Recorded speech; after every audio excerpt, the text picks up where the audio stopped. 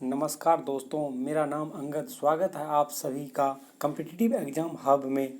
आज के इस वीडियो में बात करने वाले हूँ सामान्य ज्ञान लुसेंट ऑब्जेक्टिव के बारे में, जो कि सभी प्रतियोगिता परीक्षा में बार बार पूछे जाते हैं। आप सब लोग इसे देखना ना भूलें। तो चलिए हम स्टार्ट करते हैं फिजिक्स से। यांत्रिकी मैकेनिक्स, क्वेश्चन नंबर पहला।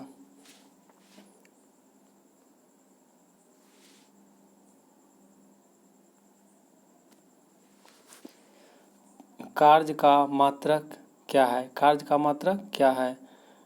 जूल। कार्य का मात्रक क्या है? जूल। प्रकाश वर्ष किसकी इकाई है? प्रकाश वर्ष किसकी इकाई है? दूरी की। बल की एसआई यूनिट क्या है? बल की एसआई यूनिट क्या है? Newton. Question number 4। Question number 4 को सम्मिलित करना है। उच्च वेग का मैक संख्या, तरंग दैर्ध्य का एंगस्ट्रॉम, दाब का पास्कल, ऊर्जा का ऐसे मात्रक जूल होता है। इसी तरह से क्वेश्चन नंबर 5 भी मिलान करने वाला है। तो दूरी का ऐसे मात्रक प्रकाश वर्ष, पदार्थ की मात्रा का ऐसे मात्रक मोल, विद्युत आवेश की मात्रा कूलम्ब, ऊर्जा का वाट घंटा, ऊर्जा का वाट घंटा, ऊर्जा का वाट घंटा। 6 नंबर क्वेश्चन भी मिलाने वाला ही है, तो चलिए मिलाते हैं। त्वरण का मीटर प्रति सेकंड स्क्वायर, बल का न्यूटन और कृति कार्य का जूल, आवेग का न्यूटन सेकंड। चलिए अब क्वेश्चन नंबर 7 देखते हैं। निम्नलिखित में से समय का मात्रक नहीं है। समय का मात्रक नहीं है प्रकाश वर्ष। समय का मात्रक नहीं है प्रकाश वर्ष। पार्सेक इकाई है दूरी की। पार्सेक इकाई है दूरी की। निम्नलिखित में से कौन सी राशि सदिश राशि नहीं है? द्रव्यमान।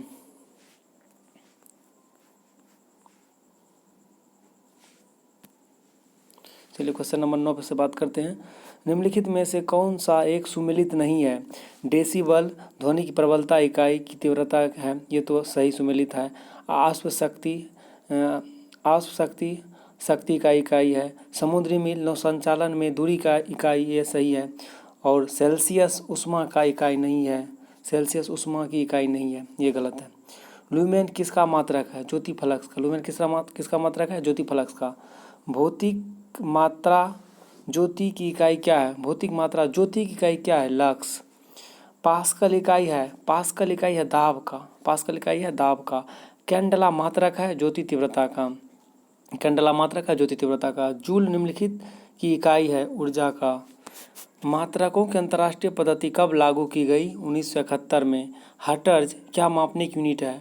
हर्ट्ज क्या मापने की यूनिट है? तरंगों की आवृत्ति। हर्ट्ज क्या मापने की यूनिट है? तरंगों की आवृत्ति। विद्युत मात्रक की इकाई है एम्पियर। विद्युत मात्रक की इकाई है एम्पियर। एसआई पद्धति में लेंस की शक्ति की इकाई क्या है? डायोप्टर। एसआई पद्धति में लेंस की शक्ति की इकाई क्या है? डायोप्टर।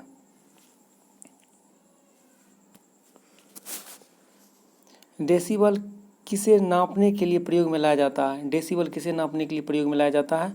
वातावरण में ध्वनि, वातावरण में ध्वनि। एम्पियर क्या नापने की इकाई है? करेंट। एम्पियर क्या नापने की इकाई है? करेंट। यंग प्रत्यास्थता गुणांक का ऐसा मात्रक है न्यूटन प्रति मीटर स्क्वायर। यंग प्रत्यास्थता गुणांक का ऐसा मात्रक है न्यूटन प्रति मीटर स्क्वायर। निम्नलिखित युग्मों में से किन भौतिक राशियों के समान विमीय सूत्र नहीं है? बल और दाब का, बल और दाब का। एक खगोलीय इकाई संबंधित है, एक खगोलीय इकाई संबंधित है सूर्य एवं पृथ्वी के बीच की दूरी से। सूर्य एवं पृथ्वी के बीच की दूरी से निम्नलिखित में से कौन सी अविमीय राशि है? विकृत। चलिए क्वेश्चन नंबर 25 से बात करते हैं। निम्नलिखित में से कौन एक सदिश राशि नहीं है? द्रव्यमान। जबकि समवेग, वेग और कोणीय वेग सदिश राशि है।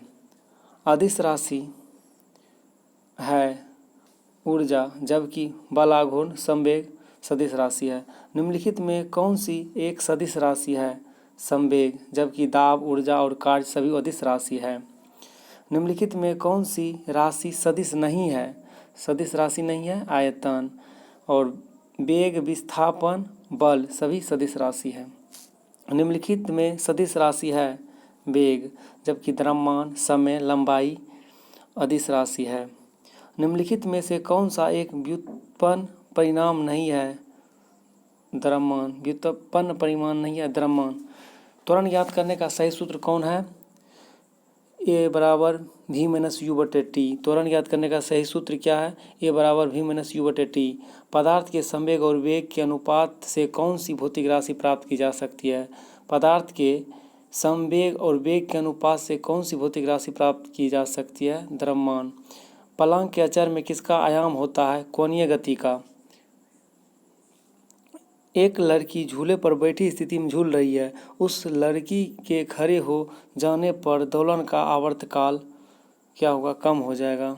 दोलन का आवर्तकाल क्या हो जाएगा? कम हो जाएगा।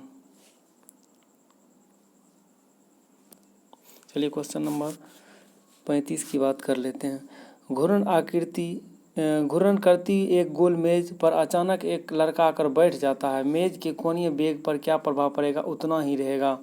यदि किसी चलती हुई वस्तु के वेग को दोगुना कर दिया जाए तो उसका गतिज ऊर्जा 4 गुना हो जाएगा। किसी पिंड के द्रव्यमान तथा भार में अंतर होता है क्योंकि द्रव्यमान स्थिर रहता है जबकि भार परिवर्तनीय होता है। द्रव्यमान स्थिर रहता है जबकि भार परिवर्तनीय रहता है। किसी भी स्थिर या गतिशील वस्तु की स्थिति और दिशा में तब तक कोई परिवर्तन नहीं होता जब तक उस पर कोई बाह्य बल सक्रिय न हो। यह न्यूटन का गति विषयक प्रथम नियम से। किसी असंतुलित बल द्वारा किसी पिंड में उत्पन्न त्वरण बल के अनुक्रमानुपाती होता है। बल के अनुक्रमानुपाती होता है।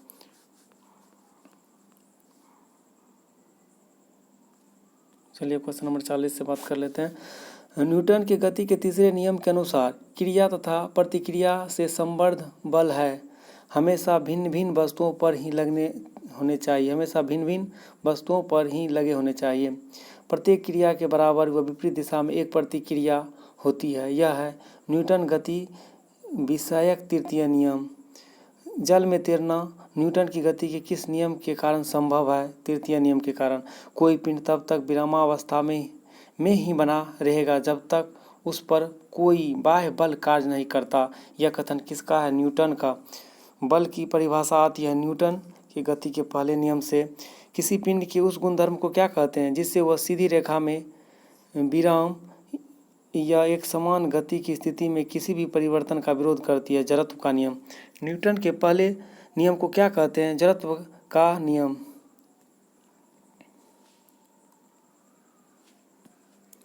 Question number 47। गाड़ी खींचता हुआ घोड़ा किस बल के कारण आगे बढ़ता है?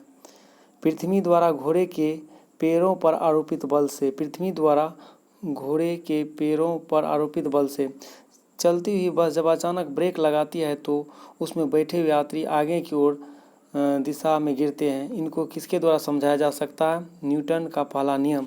रॉकेट किस सिद्धांत पर कार्य करता है? न्यूटन के तृतीय नियम पर।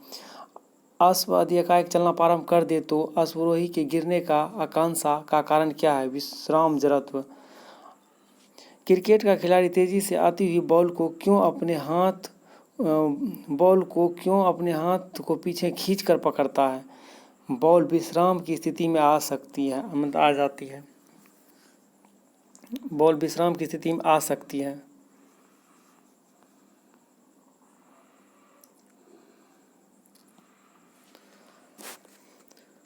बल गुणनफल है द्रव्यमान और त्वरण का। बल गुणनफल है द्रव्यमान और त्वरण का।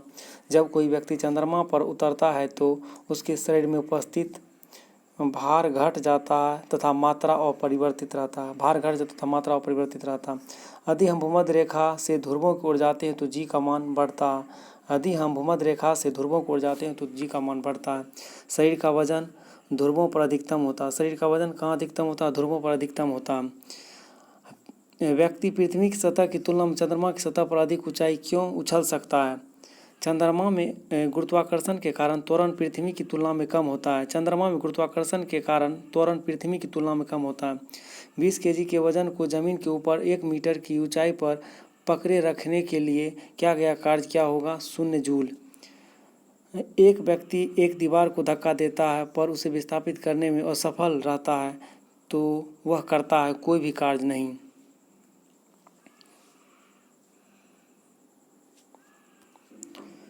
पहाड़ी पर चढ़ता एक व्यक्ति आगे की ओर झुक जाता है क्योंकि स्थायित्व बढ़ाने के लिए।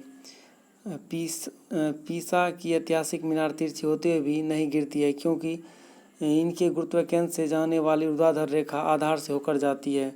इनके गुरुत्वाकर्षण से जाने वाली ऊर्ध्वाधर रेखा आधार से होकर जाती है। जाड़े की रातों में अत्यधिक ठंडा पड़ने पर पानी की पाइप फट जाती है क्योंकि जमने के बाद पानी का आयतन बढ़ जाता है। पानी से भरी डॉट लगी बोतल जमने पर टूट जाएगी। जमने पर जल का आयतन बढ़ जाता है। जल के आयतन में क्या परिवर्तन होगा यदि तापमान 9 डिग्री सेल्सियस से गिराकर 3 डिग्री सेल्सियस कर दिया जाए? आयतन पहले घटेगा और बाद में बढ़ेगा। आयतन पहले घटेगा और बाद में बढ़ेगा।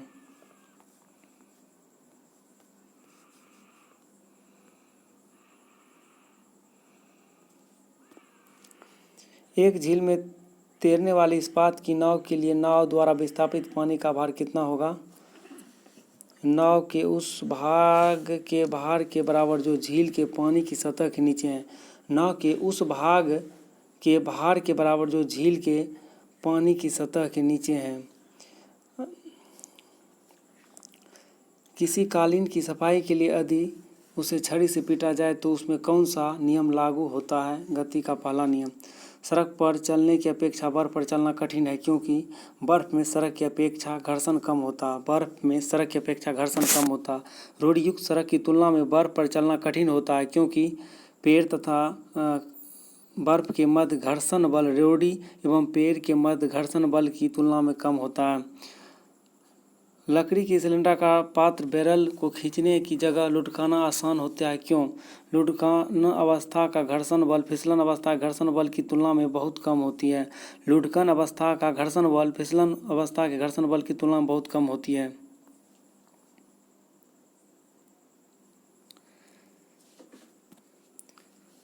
एक नदी में चलता हुआ जहाज समुद्र में आता है तब जहाज का स्तर थोड़ा ऊपर आ जाएगा।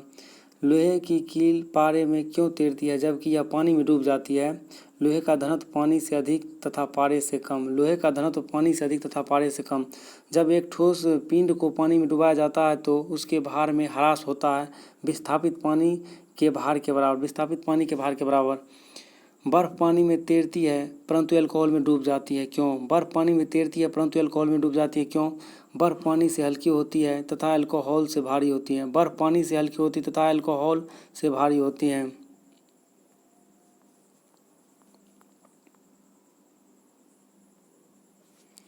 स्टील की गोली पारे में तैरती है क्यों? पारे का घनत्व स्टील की अपेक्षा अधिक होती है। पारे का घनत्व स्टील की अपेक्षा अधिक होती है। एक लोहे की गेंद पारद या मरकरी से भरी बाल्टी में गिराया जाए तो यह पारे की सतह पर तैरेगी। एक लोहे की गेंद पारद या मरकरी में भरी बाल्टी में गिराया जाए तो यह पारे की सतह पर तैरेगी। किस तापमान पर जल का घनत्व अधिकतम होता है? 4 डिग्री सेल्सियस। वस्तु की मात्रा बदलने पर अपरिवर्तित रहेगा द्रव्यमान। तैराक को नदी के मुकाबले समुद्री पानी में तैरना आसान क्यों लगता है? क्योंकि समुद्री पानी का घनत्व साधारण पानी से ज़्यादा होता है। समुद्री पानी का घनत्व साधारण पानी से ज़्यादा होता है। बादल किस कारण से वायुमंडल में तैरते हैं? निम्न घनत्व के कारण। समुद्र में प्लावन करते हुए आइसबर्ग का कितना भाग समुद्र की सतह से ऊपर रहता है? 1/9। बांध के नीचे की दीवार मोटी बनाई जाती है क्योंकि गहराई बढ़ने के साथ द्रव का दाब बढ़ता है। गहराई बढ़ने के साथ द्रव का दाब बढ़ता है। बर्फ पर स्केटिंग करना प्रदर्शित करता है कि दाब बढ़ने पर बर्फ का गलनांक घट जाता है। दाब बढ़ने पर बर्फ का गलनांक घट जाता है। चौराहों पर पानी के फुहारे में गेंद नाचती रहती है क्योंकि पानी का वेग अधिक होने से दाब घट जाता है। क्योंकि पानी का वेग अधिक होने से दाब घट जाता है। भारी हिमखंड शीर्ष की अपेक्षा निचले तल से पिघलता है क्योंकि निचले तल का दाब अधिक होने के कारण गलनांक घट जाता है। दलदल में फंसे व्यक्ति को लेट जाने की सलाह दी जाती है क्यों? क्षेत्रफल अधिक होने से दाब कम हो जाता है। दलदल में फंसे व्यक्ति को लेट जाने की सलाह दी जाती है क्योंकि क्षेत्रफल अधिक होने से दाब घट जाता है। बर्फ के दो टुकड़ों को आपस में दबाने पर टुकड़े आपस में चिपक जाते हैं क्यों? दाब अधिक होने से बर्फ का गलनांक घट जाता है। दाब अधिक होने से बर्फ का गलनांक घट जाता है।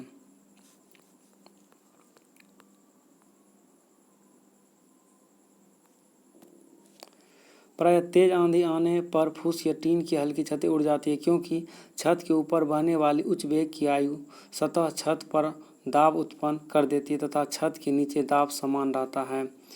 रेल की पटरी के नीचे लकड़ी या कंक्रीट की चौड़ी पट्टियाँ लगाई जाती है जिससे कि रेलगाड़ी द्वारा लगाया गया दाब कम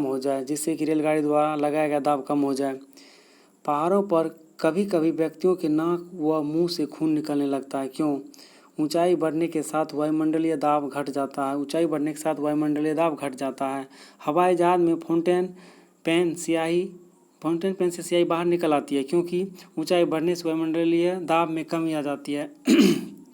यदि पृथ्वी का द्रव्यमान वही रहे और त्रिज्या 1% कम हो जाए तब पृथ्वी के तल पर जी का मान 2% बढ़ जाएगा।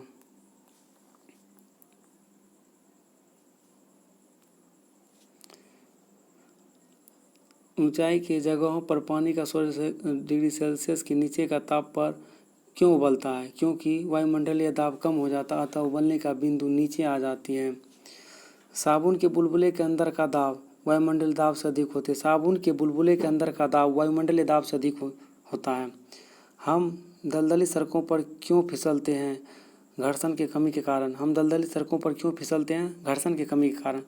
जब बैरोमीटर का पारा अचानक गिर जाए तो यह किस बात का घोतक है? आंधी या झंझावात की संभावना। हाइड्रोजन से भरा हुआ पॉलीथीन का एक गुब्बारा पृथ्वी के तल से छोड़ा जाता है तो वायुमंडल की ऊंचाई जाने पर गुब्बारे के आमाप में वृद्धि होगी।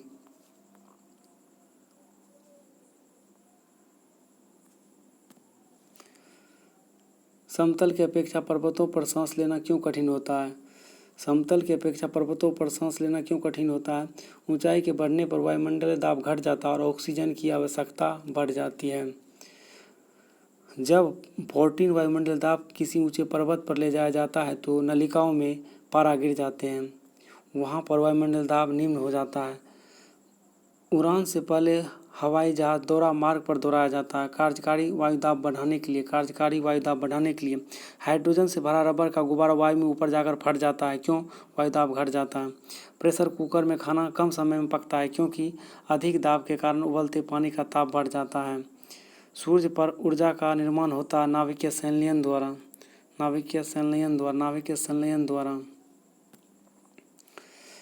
सूर्य की ऊर्जा उत्पन्न होती है नाभिकीय संलयन द्वारा। डायनेमो परिवर्तित करता है यांत्रिक ऊर्जा को विद्युत ऊर्जा में। प्रकाश वोल्टेज सेल के प्रयोग से सौर ऊर्जा का रूपांतरण करने में निम्न में से किसका उत्पादन होता है? विद्युत ऊर्जा का।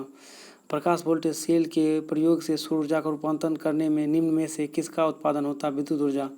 जब हम रबर के गद्दे वाले सीट पर बैठते हैं या गद्दे पर लेटते हैं तो उसका आकार अपरिवर्तित हो जाता है। ऐसे पदार्थ में पाया जाता है स्थितिज ऊर्जा। निम्नलिखित में से किसमें गतिज ऊर्जा नहीं है? खींचा हुआ धनुष में। जब एक चल वस्तु की गति दुगुनी हो जाती है तो उसकी गतिज ऊर्जा 4 गुनी हो जाएगी।